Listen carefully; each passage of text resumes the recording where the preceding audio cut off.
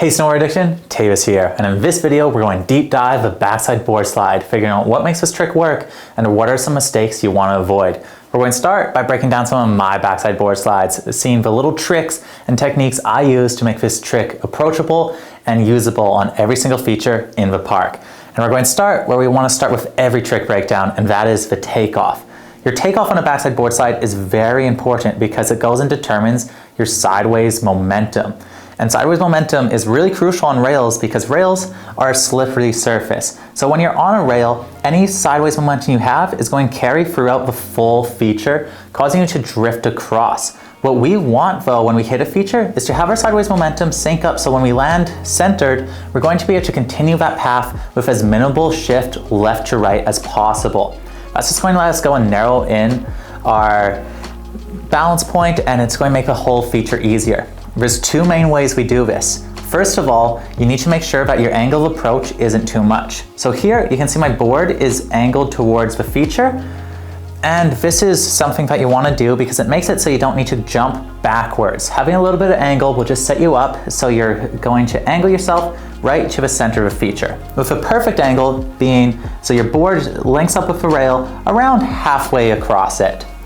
That should be plenty of angle. Angles change depending on speed. The faster you're going, the more airtime you're going to be traveling with, and the more airtime you travel with, the less angle you need to get to the center of the rail by the time you make contact. So for a small feature like this box, we're going to use a little bit more of an exaggerated angle, around 10 to 15 degrees. The next thing we're going to do is make sure we have our weight set over our heel edge. You don't want to have your weight set so far over your heels that you start turning and your board starts lifting up. As soon as your board starts going lifting and carving, it's going to make it so your sideways momentum is just too intense. What you want to be doing is making sure that you're just having your weight set over your heels, but you're not actually getting onto that heel edge in a way that would cause you to start turning. So here, my weight is completely stacked, but with my pressure being set into the heels of my feet. You can tell it's very subtle because my board is making contact with the snow on both edges. My toe edge and my heel edge is making contact. I just have my weight slightly more on the heels. This is a very exaggeratedly mellow approach because we're gapping and we have so much air time, but still it's really important to go and make sure that your center of balance is on your heels and you're not actually going and doing a heel side turn off a jump, just having that stacked position slightly shifted back. The next thing that's really important for the takeoff is making sure that you're making contact with the snow the whole duration. So here, my board is making contact up until it goes and snaps off the very end of the tail. This goes and gives you a lot of height. I want you to go and pay attention to his front foot here. Even though my board hasn't flexed, I haven't done any form of an ollie, I'm still having my front foot over top of the rail. So from this position, I can rotate my hips and put my foot down without needing to generate any height for my legs.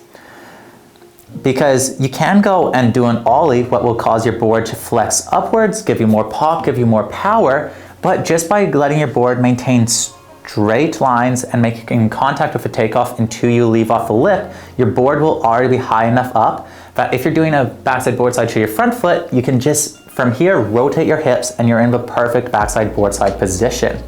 It also has a really useful part where the rail is only a set length. So if you go and are waiting a whole board length before getting onto the rail, it's going to make that rail a board length shorter. And a shorter rail is an easier to slide rail. So whenever you're doing your takeoff on a backside board slide, it's really important to emphasize being patient, letting your snowboard ride all the way off the takeoff, because that's going to line you up with not too much sideways momentum. It's also going to let you utilize the full snowboard, helping you get up and over the rail. This is going to be more true the steeper the rail. The steeper the rail is, the less pop you need, and the more it's going to be important to just let your board ride off the end. The last thing we're going to go and talk about here before looking at some fan-submitted backside board slides is counter rotation position. So when I'm doing a backside board slide, I find it the best to do it onto the front foot. There's a few reasons for this. Reason one is it lets you go and kick out your back foot, causing you to use your front foot as a pivot. This makes it easier to go and get that rotation because you're not needing to set with your whole body. Instead, you can fully disconnect your body and get that counter rotation. It also makes it so when you're going and leaving off your tail, you can go and basically it feels like stepping onto the rail, where you're going and being patient and then you're rotating your hips onto the rail, and that's going to set you up perfectly onto that front foot. Another super good reason for it is it makes it so you have less sideways momentum. If you're traveling all the way to the middle of your snowboard, that means you're traveling another like quarter of a board length across your snowboard, what's going to make more sideways momentum. So just by going and landing on your front foot, it makes it so you can go come up the lip and catch the rail without needing to drift extra distance to the side. The last reason I find this so valuable is it makes it so you can use your hips to catch the rail, and catching the rail is really important because all the stuff about sideways momentum is true, but there's things you can do to go and make sure it's not as important. And the main thing is catching the rail. So here you can see that my board is slightly angled downwards on the left side. This is because I'm having a little bit of sideways momentum. So what I want to do, instead of landing dead square stacked over the center of the rail originally, instead I'm hitting the rail slightly from the side. It's going to let me kill my momentum and then rock over onto the rail. That's exactly what we're seeing here. I'm hitting the rail slightly on the side, slightly angled, what's killing my momentum, and then from there I lock over into that perfect stacked straight in line position. The reason why this is so much easier on the front foot is because it lets you go and shift your hips. So instead of needing to move both my legs together in order to match the rail, instead I can just tilt my hips and go and pull my body and tilt my board into a feature, what's going to give you a lot more adjustability. So here, when I'm transitioning from a flat to a down, I'm not going and extending both my legs to meet down. Instead, all I need to do is extend my right leg and I can keep my left leg in that same stacked position. So I really believe in landing on the front foot. I find it easier, I find it more approachable for these reasons, and it's a great way to go and build flexibility and make your rails and backside board slides way more consistent. The last thing we're going to talk about here is arm positioning. Backside board slides to regular require something called counter rotation, and that's where your upper body is rotated one way and your legs are stationary, so you can go and use your body to pull yourself back a line. When counter rotating, you can go and set the counter rotation originally off the takeoff, but what I like to do is wait and combine it with my pop. So I'm taking off stacked because that's going to let me keep my weight set over the heels of my snowboard, and then I'm continuing that weight until I start snapping off the tail. And once my tail snaps off, that's when I put my arms into that final position. So counter rotating and pushing through. The last thing that makes counter rotation a lot easier is making sure your arms are away from your body. You don't want to be wrapping yourself up, getting all caught on your arms. Instead, you want them away from your torso, extended, increasing your range of motion. The larger you can make your range of motion, the more ability you're going to have to snap back the spin and land in a confident, powerful position stacked over your feet. We'll use this backboard for example here. For counter rotation here, I'm trying to go and emphasize it so much that my front arm you can see from the back view, and my back arm you could see from the front view. Going into hyper exaggerating your counter rotation like this is just going to go and increase the range of motion, and it's just going to make it easier to control the tricks. The last part for a board slide that's really important is the bend in your legs and the bend in your torso. First, you don't want to be fully extending your legs off the takeoff. You can see as I'm leaving the lip here, I still have a little bit of bend in both my legs. This is because it's going to give me adjustability, letting me go in just where I am and give me more control in the air. If your legs are fully straight and extended, you're going to need to go and add bend to them before you can make any form of adjustment. And next, we're going to go and break down the landing position and the board slide position. When doing a board slide, this is the most proper position, having your upper body tilted forward and your legs straight with a little bit of a bend. This is going to set your weight onto the balls of your feet. I'm going to do a bit of a better line there. Onto the balls of your feet. When sliding on a rail, you actually want your weight, just like it would be for a normal stack position, just having all of your weight set onto the balls of your feet, because this is going to help you go and get on the rail and match the angle of the feature. Because on rails, it's going to change your stacked body position depending if the rail's flat, more angled. You'll need to go and match this. And the best way to match this is by making sure that you have your weight set in a way that's controllable. So the reason why we're going and having our back forward and then we're having our legs bend and our butt shoot out a little bit is because it's a very flexible position that you can go and squat down in while keeping your weight set in the same point. If you go and try to squat down to absorb a rail, but you keep your back straight, it's going to make it so you go and the lower you get down, the more your weight starts shifting to your heels until you fall backwards.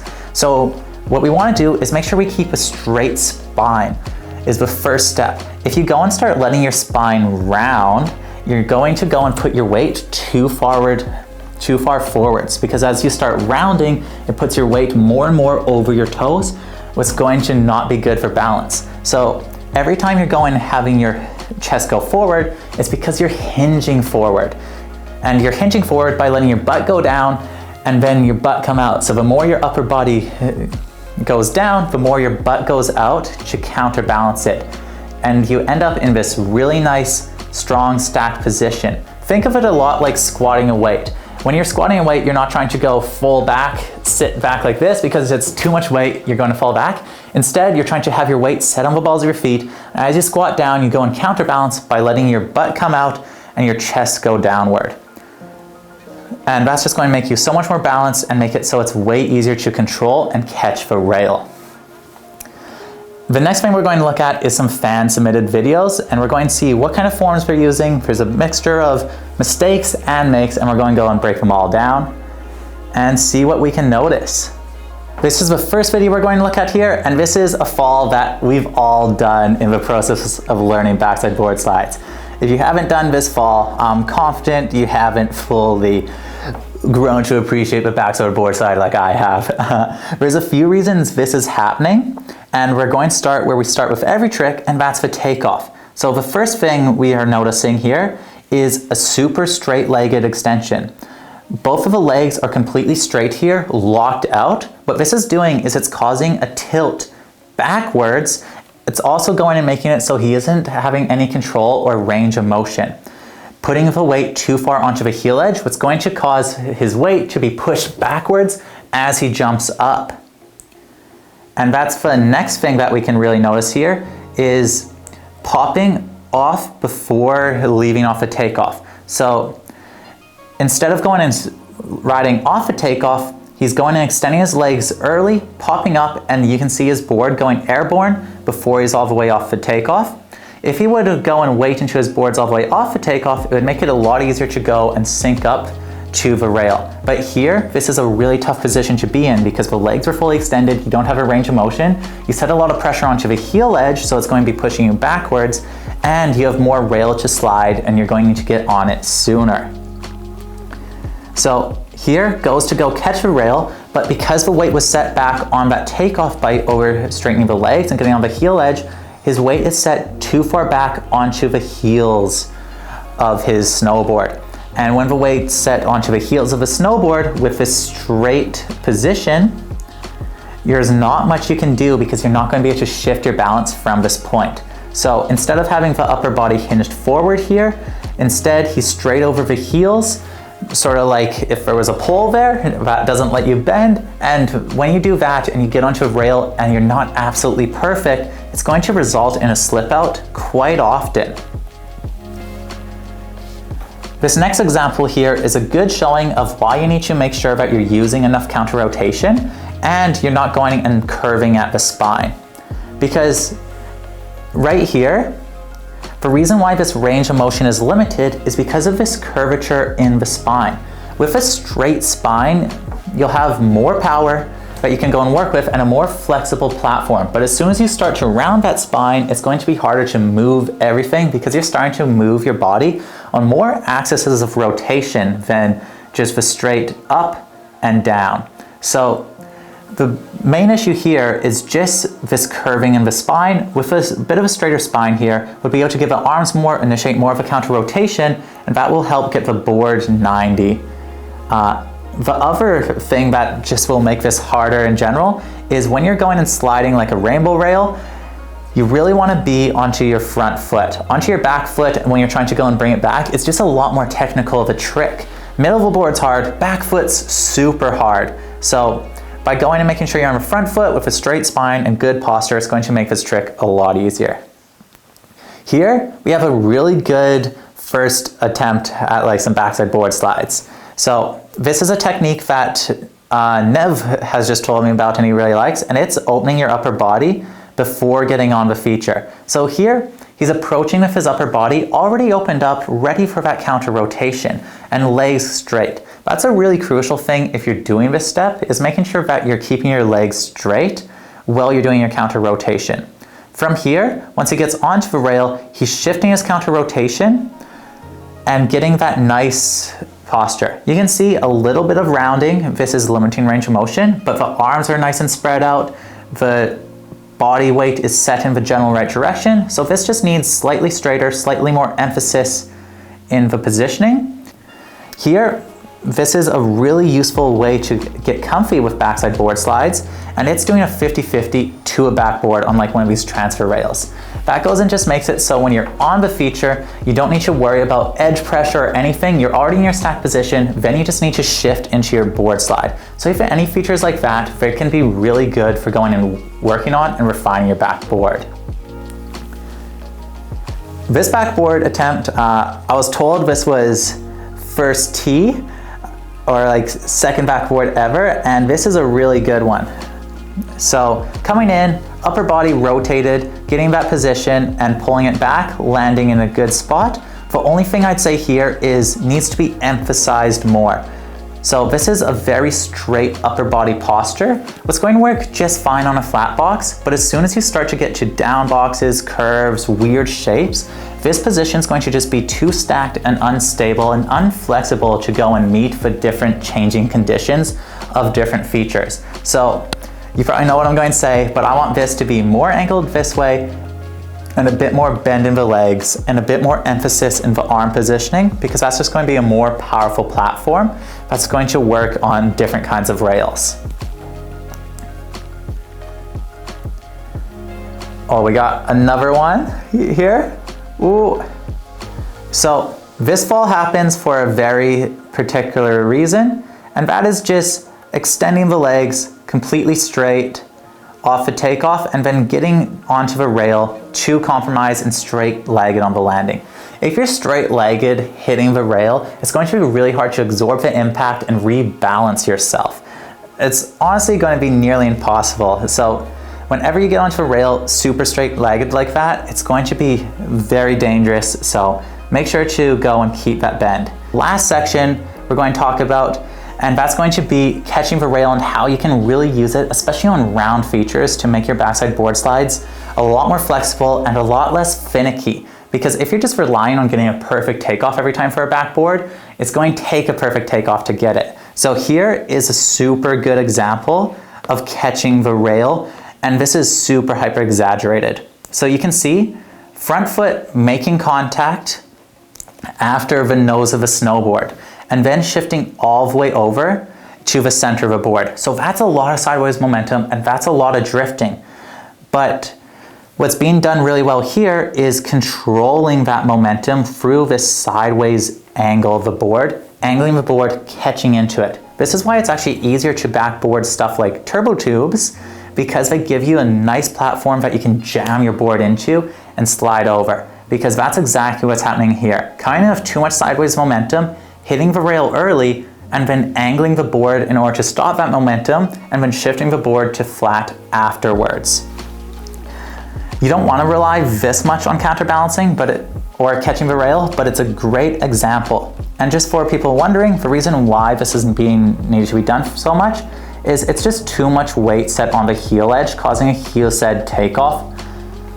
What's going to go and just set your weight back, making it so it's harder. So how he's going and fixing this is by forcefully jamming into the rail and forcing his momentum onto it, over it. So it'd be better to just have a bit of a straighter takeoff, a bit of a more angled approach, so you can get onto that rail, then you don't need to rely on that much of a catching. And the last clip we're going to look at is from one of the Snowboard Addiction riders, Mika, and he laces this super nice backside board slide through a triple kink. And he's really using all the principles we're talking about here. Waiting into his tails all the way off the takeoff, to go and then rotate his board onto his front foot, and from here, holding a counter-rotated position all the way through,